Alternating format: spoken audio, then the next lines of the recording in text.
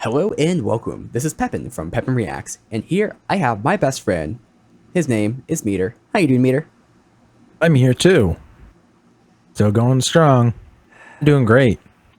See, I might be overexposed, but what's never overexposed is this show. Because this show, yes, everyone knows about it, everyone's watched it, except for me, but it's still great. It's still great. It can't be overexposed. I mean, this is not possible. Uh, It's true. last last episode, we saw a bit with him as in Walt, rejecting the whole letter, or the what do you call it, the money from the gray matter people, and then Jesse. I forget what happened with Jesse. He made an offer to Tried to get a Walt. job. Is that right? Oh yeah, and then he got rejected. Good. So this episode, it's hard to say where it's gonna go exactly. I think we're getting towards the end of the season. Is this the end of the season? Hold on. No, I think we have another 2 episodes left. Let's see. Yeah, this is episode 6. Oh, we got one more left after this, and then we'll be on to season 2. And just for any who's just watching this reaction out of nowhere, this is a spoiler-ish free review. I've seen up to parts of season 2, but that was like when it first came out. Meter seen the whole thing, but we're gonna try not to talk about things that we know ahead of time. Meter, if he does bring up topics, will be very, non-spoilery, right? So you can watch along with us. That's the big point of this. So we're gonna get started here in just a moment. I know you don't watch reaction videos, Meter, but the most annoying thing is when you watch a reaction and then there's somebody else on the other side and they just keep bringing up like stuff that happens in later seasons. Like, oh, well, what do you think about this? How's that going to play in? Oh, no, this explained. It's like, God damn it. Or they've seen the manga and just explain everything. Fair enough. Or they Won't drop- tell you what happens in the manga. God damn it. Sometimes it's like they spoil other shows. They're like, oh yeah, this is like the ending of Breaking Bad. Where blah blah blah. It's like, Yeah. God damn it, I haven't seen that. Yeah. I just watched all of Better Call Saul, Oh yeah. which is a prequel to Breaking Bad. Great show. Great show. Yeah, I know people talk a lot about the actor that plays that guy, Saul, Yeah. who does like a dry cleaner, I think. Bob Odenkirk. Yeah, I've heard a lot about him, so I'll be interested to see his character. But let's get started here.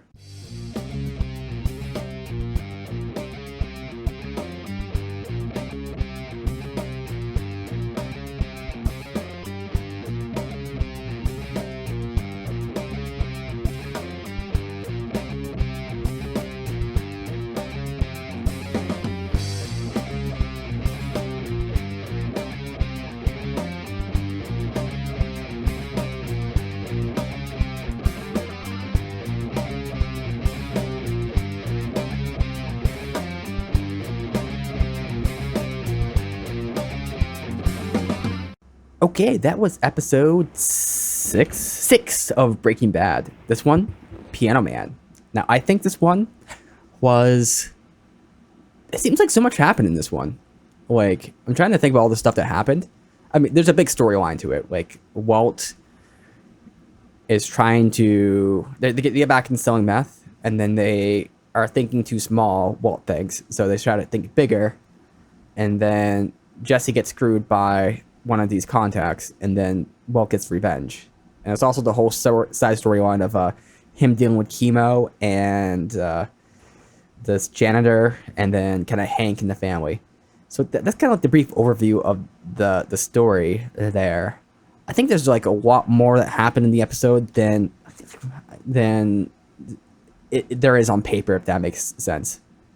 Like, I can think of a couple of scenes, and the scenes were like, I think, very big setup for future things, the way they were worded and everything.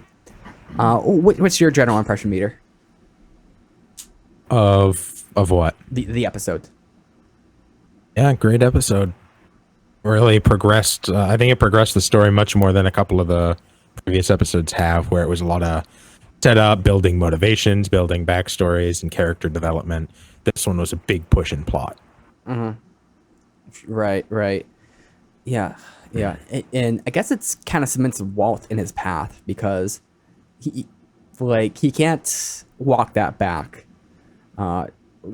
he killed somebody, right? So maybe that's the turning point, is where that he killed somebody. But even more, I'd say he can't come back from attempting to, like, he essentially half blew up a place. Really, it's just a pressure explosion and everything. But even then, you know, that is a huge thing. Also, very very risky. I don't know. It's kind of weird for Walt to take that sort of risk. I think, because That's it. yeah, I mean, granted, okay, this is me getting too realistic here, so slap me in the face. But he's had issues walking and has had a lot of issues just like dealing with smoke and kind of gases and stuff. Actually, that hasn't been established, but he's had issues with his lungs. He's got lung cancer. So the fact that he's in an explosion where it's gonna be hard to breathe, and he's also around all these like dangerous men with like guns. Of course, he has the other bag with him, but let's say he like got held up there and held up in a way where he just couldn't exit. Are they really gonna help him get out of there? They're gonna like walk him out, just wait there for an hour while he kind of regains his. That's a realism sort of thing, so I can accept that. But it was a very very big risk, and it seems like it actually paid off, which is surprising. But this Tuco guy is crazy. He is insane. Sure. And so, where do you think a good place to start would be? I mean, can we say much about the fact that they got back into meth? I think we can a little bit, because Walt is kind of deferring to Jesse a little bit more. I don't know that he is. I think when we're talking about the getting back into meth thing, we're really talking about the relationship between Walt and Jesse in their partnership. And I think a really interesting thing we saw in this episode was that they made it very clear. Walt made it very, very clear right out the gate. I cook, you sell, I'm a silent partner, I want nothing to do with anything. Then he was unable to cook. Jesse was unable to sell in the quantities Walt wanted, so they kind of had to take each other's roles that were very firmly established in the first place. So that's super, super interesting that both had to take on each other's, what are supposed to be their partnership positions. Yeah, and I guess that's the aspect that Walt's been really lacking. Oh, actually, yeah, that's true, because they both have these strengths and weaknesses. Though Jesse's strength there maybe isn't an extreme strength, because Jesse's very good at dealing with, say we're gonna say low-level individuals on a like face-to-face sort of interaction, but he didn't seem to have much tact with the higher-up things. But then again, he was the one that was saying, like, you can't just like walk in there and say, hey, you want some high-grade meth? Like, Yeah. This is not how you operate in those organizations. And if you work in a corporation, you get it too. Jesse didn't like have any air of confidence when he was dealing with Tuco. There was no machismo going on there, and Walt did. And Walt was kind of like matching the craziness. But I think Walt also, when he was talking to Skinny Pete, got a lot more information about Tuco before going in there. So maybe he kind of profiled him and knew how he was going to react and what he needed to do to get the best reaction out of Tuco. Yeah, that's true. That's true. And if we know one thing about Walt, he's very calculative. So the fact he prepared. And I would say, yeah, because Jesse's interaction, like Jesse was scared shitless. And I don't know if this is a framing thing, like if the fact that it's just the way the shots are framed and how dialogue plays out.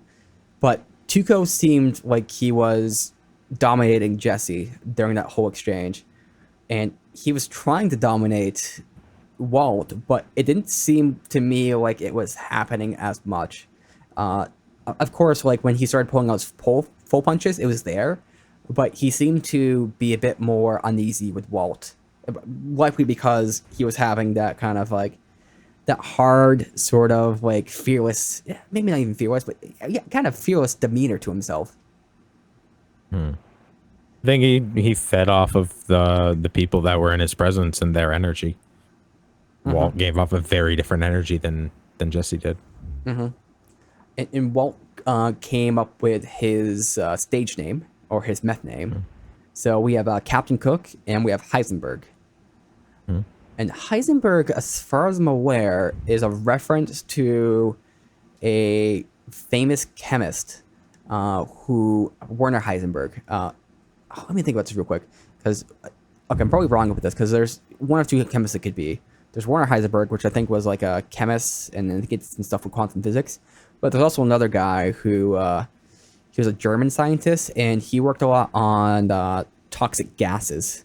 I mean, he was like a pure genius, but he was extremely evil. Like he came up with these new formulations of mustard gas and go onto the field, like during the trench wars in World War One, to see how effective they were. So I'm not sure which one it's a reference to. Probably the less bad one. But Maybe that'll get explained more further down the road, because I don't know. It seemed like he was prepared to answer that question. Like it didn't seem like he just made up an answer on the spot. It seemed like he was ready to answer that question. Who are you? What's your name?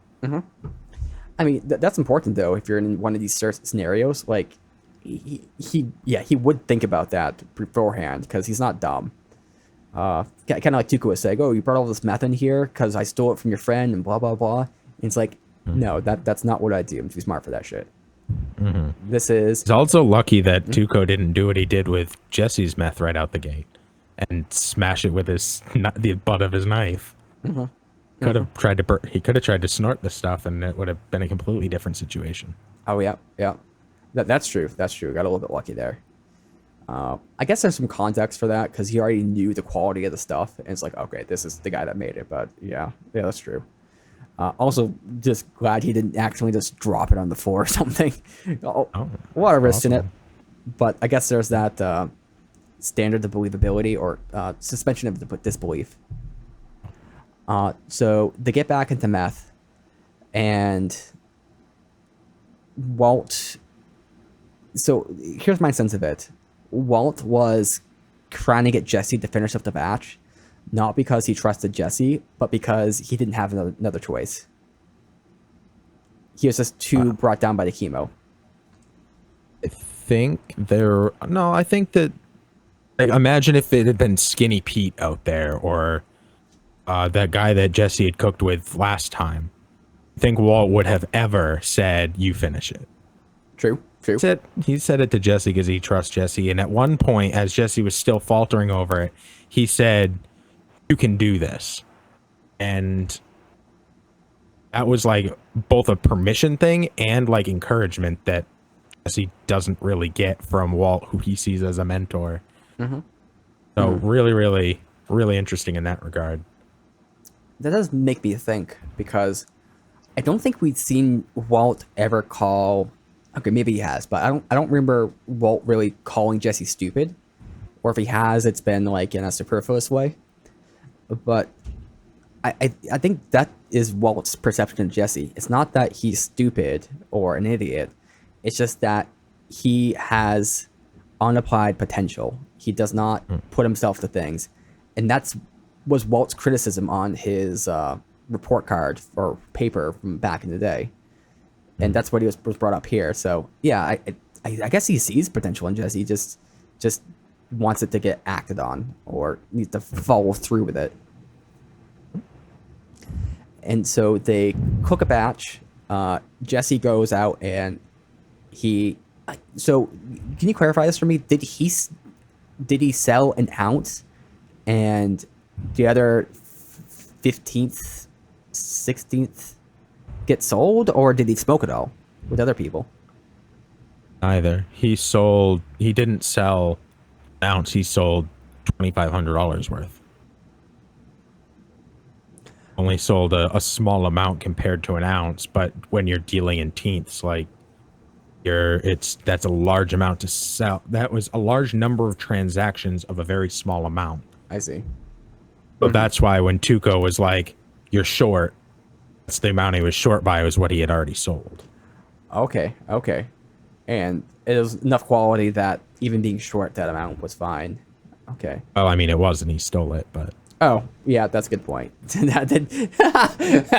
Okay, yeah, well played. So that explains that. So he just didn't sell very much. And that's kind of the issue with that sort of stuff. Like, as far as I'm aware, meth doesn't fetch like a great price on the. It doesn't have like a great ROI like on the small scale side. mean, really, most drugs don't. People making most of the money with drugs are higher level dealers. Is that something you disagree with? Yeah, well, it depends how you're looking at it. If you're looking at it as a straight ROI, you're going to make the most money selling in the smaller amounts because you can upcharge. You have to give discounts when you're selling in massive amounts because you're selling wholesale. That's the whole point of buying in bulk, is that you get discounts. That's how Walmart makes all their money. So really, if you're talking about strict ROI and percentages based off of cost of goods sold versus income, your best bet is to sell in small amounts. But if you're talking about quantity of money over period of time, then selling wholesale is going to be much better in that regard. And that's what Walt isn't. Time is what Walt cares most about, not the total potential investment of the product itself. Right. That's a good point. I guess Walt doesn't really want to deal with the personal side so much. He just wants to be a chemist. So he has an aversion. I would have that same aversion myself. Like, I don't want to be a salesman. I just want to like make the product and someone else sell it, or just find a dealer. And he's got a dealer now, so, or a distributor, which is important. I guess the big selling point. Number one, Walt is crazy, right? And he kind of was getting a little bit of respect for Walt, it seemed, from what Walt did, which is weird. He also gained that respect from Jesse too, I think, a little bit, when Jesse tried to run away. So then again, he beat up Jesse, so maybe that's not completely true. No? I think Jesse running was showing Tuco Jesse's true colors. He's a coward in his opinion, Tuco's opinion, and that's why he was willing to beat the fuck out of him. Okay. Let me just think about that for a second. Yeah, you're right, because if Tuco was going to let him go, we're just taking the meth. But the fact that Jesse ran resulted in Jesse getting beat up. So Walt has something that Jesse didn't there. Which is an irony, because Jesse is the one that usually has the social skills here, but Walt had the social skills in this kind of environment. I don't even know if that was social skills. That was like they were out crazying each other. Who has less to lose? That's true. I wonder what Tuco brings to the table here. Because I just wonder why all these people were following him. Is it just the money that he brings? Like, how is he competent like this? Is it that he's cutthroat? Good question. We got a bit with the chemistry set being, or the mask being investigated. And Hank's getting some clues that he might suspect Walt a tiny bit, or something's a little bit strange. I don't know if that's completely the case, but Hank's giving these little clues and kind of like bouncing off of Walt, because a little too many dead silences. Like, I didn't think Hank was picking up on anything at first, but he seems like he's hinting at something. I mean, maybe in like a subliminal, like in a subconscious way. I think Hank has so little suspicion of Walt that even though he should suspect him, he still doesn't. I think that's the point of the poker. That Walt was able to 100% bluff him, and like Walt risked everything all in on a handful of nothing, and then Hank was back down, and he's like, all right, I see you're like, he thought he had Walt figured out that, okay, you have something really good. And when it turned out that actually Hank gave up an amazing hand, 3 of a kind with a king, 3 of a kind aces with a king, and Walt had literally nothing, Hank was like dumbfounded. He was like, that doesn't even register in my brain that you could bluff like that. So I think that was kind of indicative of him, like his mindset, that he just 100%, even up to that point, even when he's saying something to Walt, and there's the double entendre meanings there, I don't think Hank is picking up on those himself. It's almost like there is the, how do I explain this? It's kind of like subliminal or subconscious, like there's like your outward kind of perception, and I've kind of had this myself, where like I have like an internal suspicion, but it's not fully realized until like after the fact. Like there's that tiny little feeling like deep and down. But also Walt was playing with nothing, but Hank had such a strong hand, but he couldn't see it, which I think kind of plays to this. Like if Hank could see his cards and realize what they meant, he could play them in a way that would win the game, but he doesn't see them. And that's kind of the position, because like Walt is not a good liar. There's no part of that scene was like, oh, Walt's a good liar, right? Because he lied to Hank. But Walt in that scene where Hank was asking about the chemistry stuff, Walt had every single sign of being a liar and being invasive. Like I don't know. Like I think most people would be like, okay, something's up with this. This is a little strange. Like, what is going on here? And the question is that like a level of him trusting Walt and like, this is my brother-in-law, I trust him? Is there, he just genuinely thinks that Walt wouldn't lie? Is there, he doesn't see that Walt could do something like this? There's a naivety to Walt that that Hank believes in that may not be the truth. Or is it all of those things wrapped up? When he was talking about like, you got to watch these kids, you may think they're fine, but they could be drug dealers. Oh, he's talking to the drug dealer. Like that was very clear. His thought on Walt's just a naive guy. He doesn't know anything. Walt doesn't have to do anything to Hank that he's innocent. Hank's already made that decision. And all Walt has to do is just stand there. That's true. I wonder what would have to trigger with Hank to suspect Walt. I mean, I guess seeing Walt have like a big bundle of crystal meth or like, $20,000 in his pocket would be something. But I don't know what else could trigger that. I think it was like, I understand Skylar's need to kind of be at these group therapy sessions. I don't think that's really appropriate.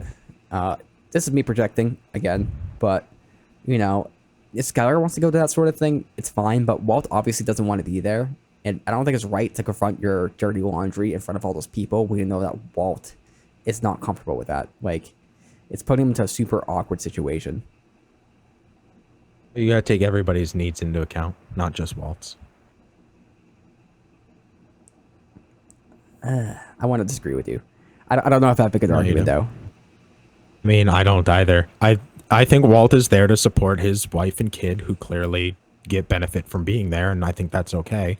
It's an adult. He can make those decisions if he wants to be there or not. I agree. It's very uncomfortable I have no idea how Skylar could have gotten that question out to be like, seemed like a lot of like, I feel statements, and then to be like, am I allowed to directly address something with him? Walt, what the fuck? And like, that's brutal. But therapy works for a lot of people. Having a mediator there was something that you had called for the last time that they tried to confront these things. So they're actually kind of using that in this sense. Granted, there were other people there, which makes it way more uncomfortable, but it is kind of a step in the right direction, maybe. Yeah. I think with the mediator, it was a lot better. I still think the issue was, I don't think she should have let that be aired in public. But then again, maybe she didn't know what Skylar's doing, or I don't really know how these group sessions work. Yeah, because public pressure might be part of it. Walt came up with a very bad lie. I like nature. Okay, Walt. It was mostly a lie, but then it showed like the shots of the cactus and the vegetation that he was talking about. So like, in a way, he is just like being out in nature. Just happens to be in an RV cooking meth. Yep. So there was that nugget of truth within the bold-faced lie. I think Walt Jr. was really the star there anyway. Yeah, Dad, what's up with that? Fucking classic Walt Jr.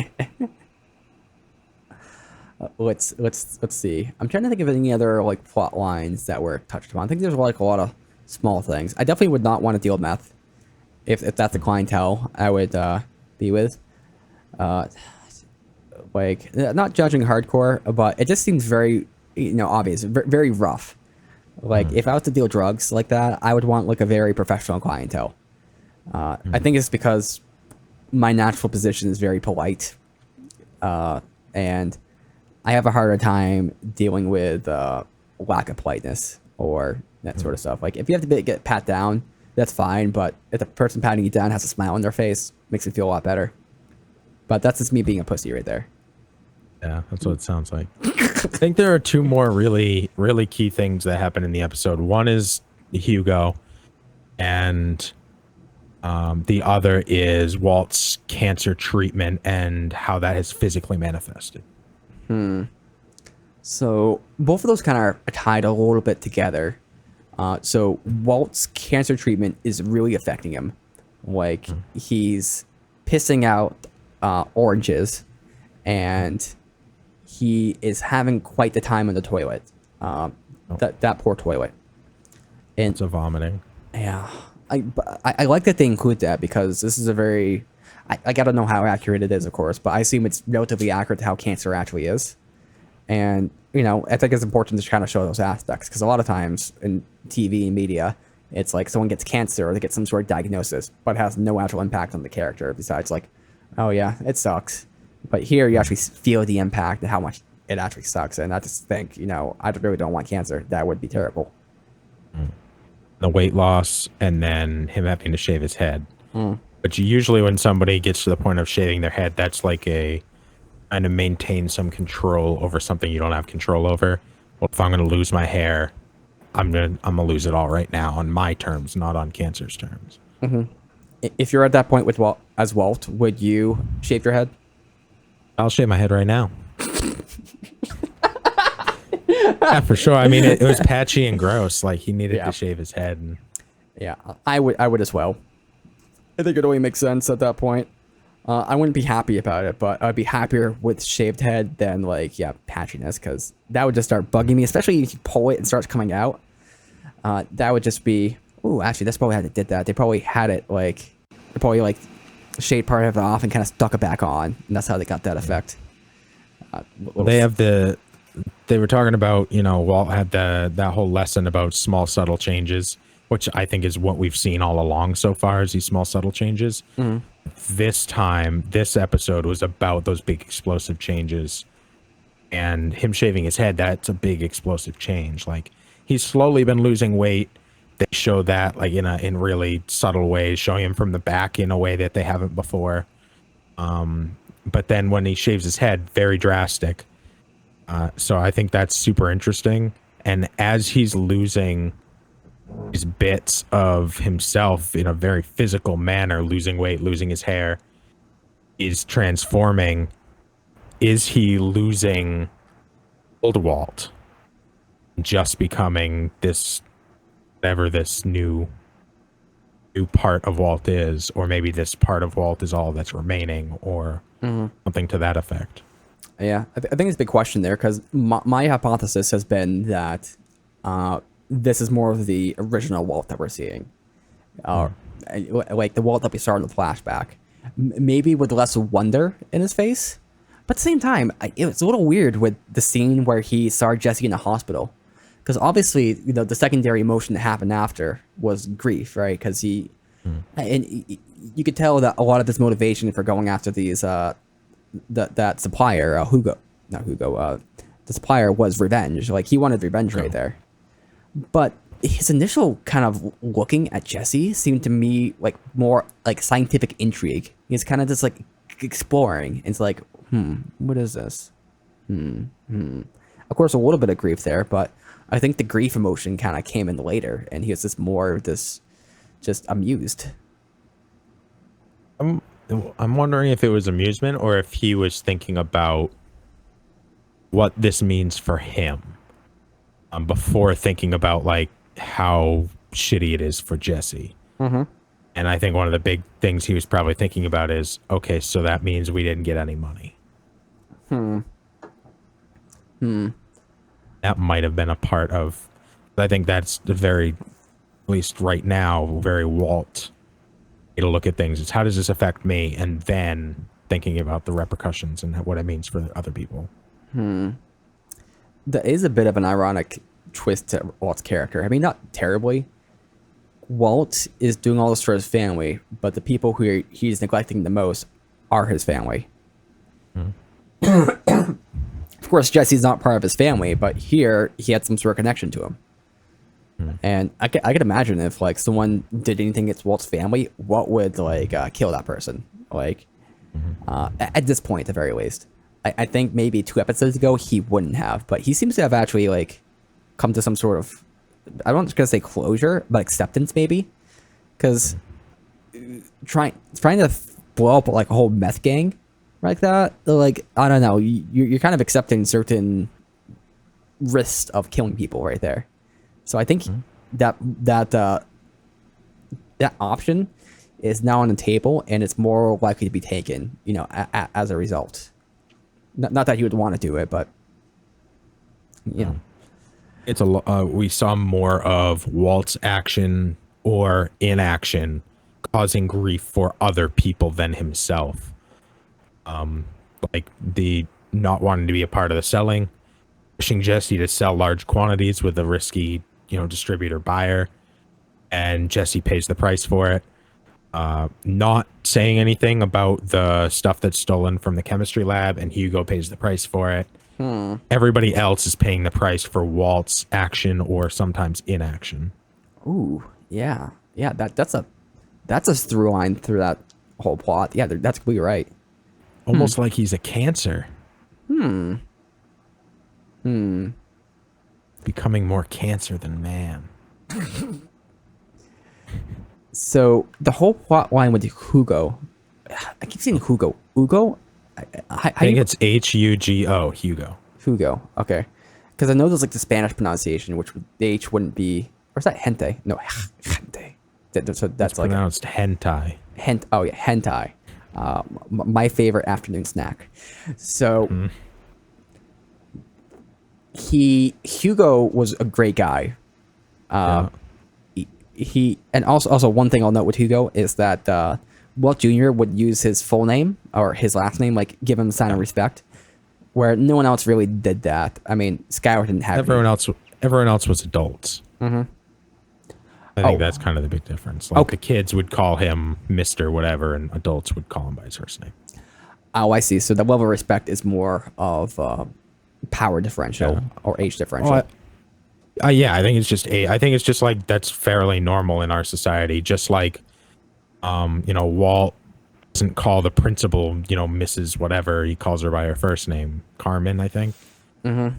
Right. Which I'm still amazed I got that name out of nowhere.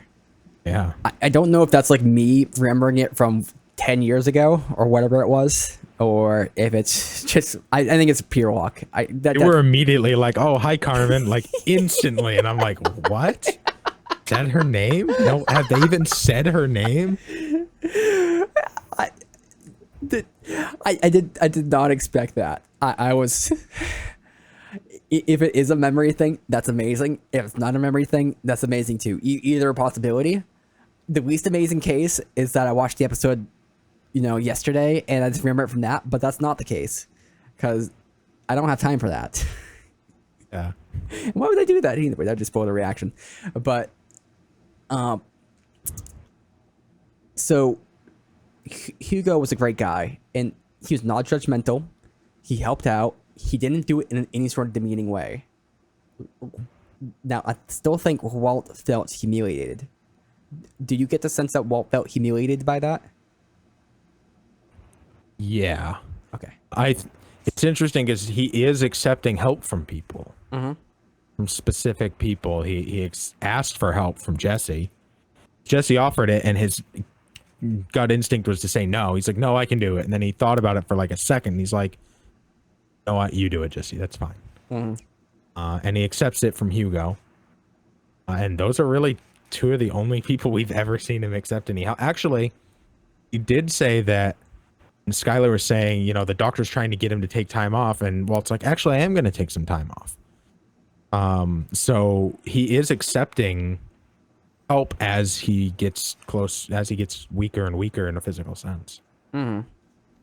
I think my reaction in Walt's circumstance would be very similar. I would not accept help, but then once I got to the point where he is right there, like, I would just be like, okay, yeah, give me help. Just you do it. Because at a certain point, the pain gets too much. And I think I'd do the same exact thing. I'd be like, no, I don't need help. Okay, you do it. Something else that's interesting about that whole Jesse scene is like Jesse showed a level of competency, right? He guessed that Walt had cancer, or saw signs, but in Walt's mind, Walt's like, how'd you know that? He's like, oh, I used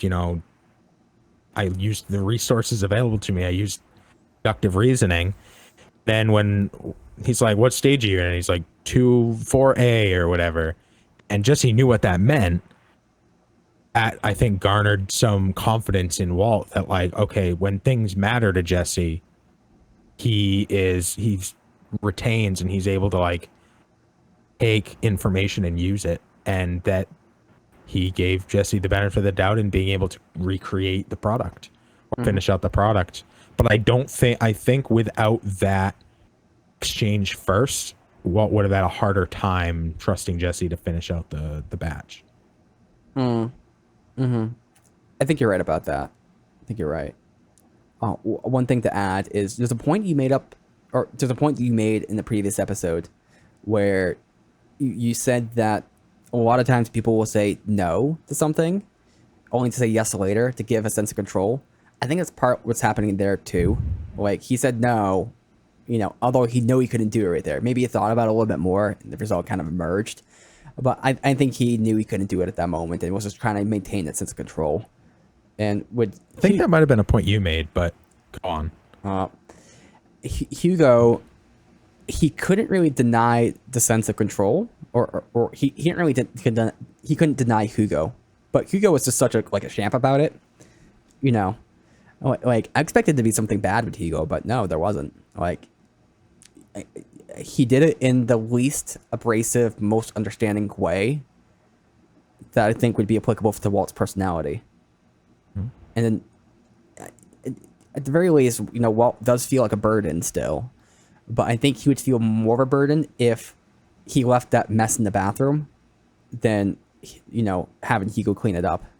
And also, it's Hugo's job. Yeah. He gets paid for that, so there's that too. So Hugo got busted on the petty crime, which is crappy. Because he had a history, and Hank does not have much empathy for that. But he seems to have some empathy for Walt, although Walt is assumably in his mind guilty of the same thing that Hugo is. So I don't know if that's like a knowledge sort of family sort of thing, or if he just applies his principles differently. I don't know what that is exactly. And I think, I don't know. I think it's a lot of that, like, underestimating Walt thing, which is was really driven hard this episode. Like, Walt is underestimated, and he's the center, and Hank is circling him, but not even like looking outward while doing a circle around Walt. He'll never look in towards him. Very interesting.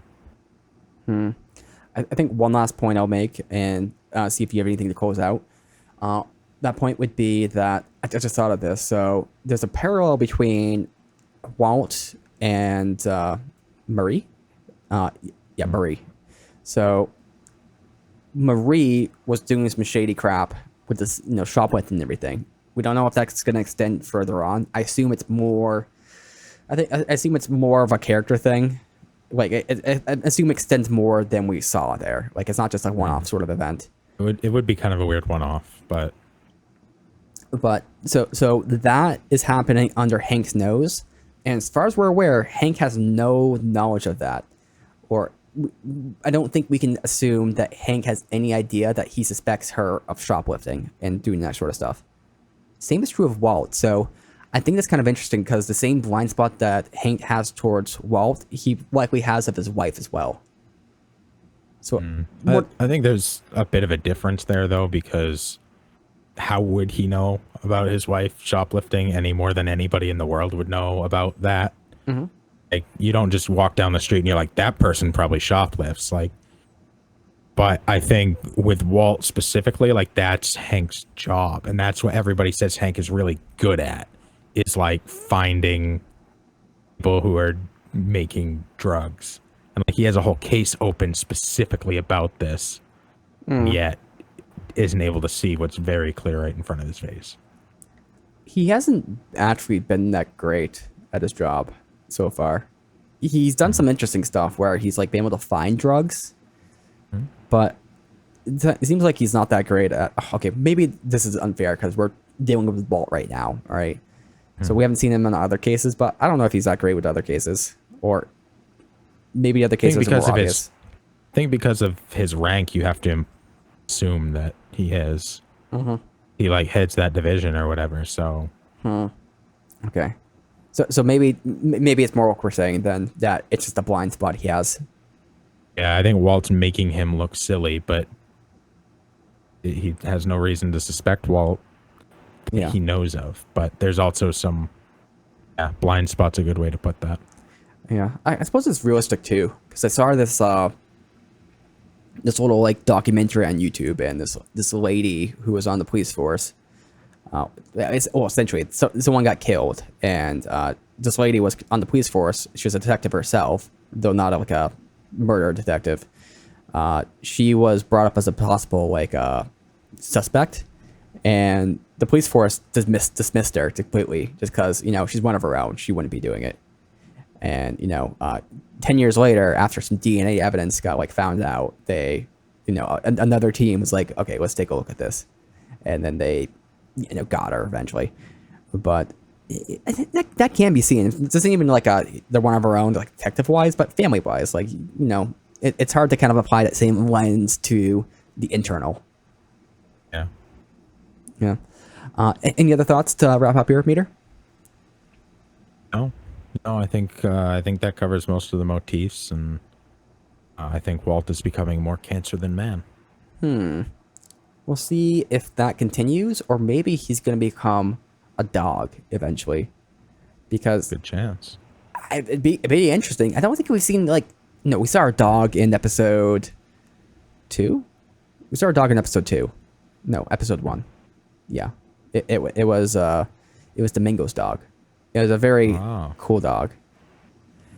Why the fuck did I just remember that? But anyway, you guys definitely like this video if you liked the video. If you love the video, subscribe. Notification bell, that's the thing you can do to notify of when things happen, such as an upload of the video or something. I don't care. If you want to do it, do it. You're at the end of the video. I mean, maybe you love these reactions so much that you want to give me money on my Patreon. If you want to do that, you can do it because no one else have. You can be the first. Also, comment first in the comments, especially if you're second, because that's the best time to do it. You guys have a great day.